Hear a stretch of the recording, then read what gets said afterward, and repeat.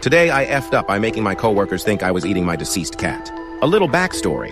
I've been living in an English-speaking country since I was 10. My accent is about 95% gone, and most people don't realize I'm not a native speaker.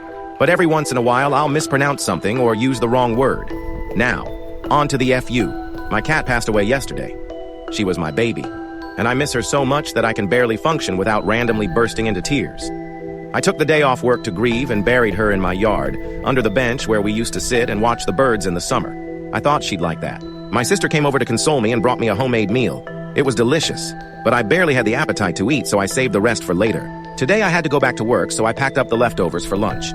My eyes were still puffy from crying, and when my coworkers asked what was wrong, I told them about my cat. During lunch, I was heating up my food when a coworker asked what I was eating.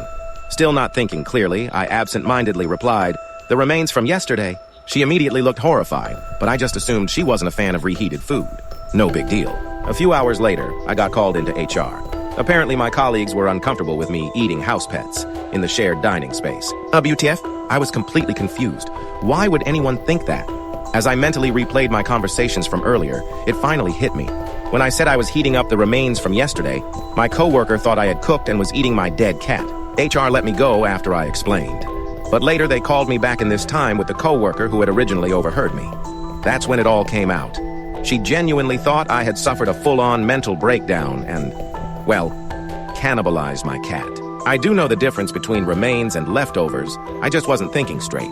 Despite my explanation, my coworkers are still giving me weird looks. TLDR. I misspoke while grieving my cat, accidentally told my coworkers I was eating her, and now everyone thinks I'm a lunatic. Let me know what you think, and be sure to like and subscribe for more.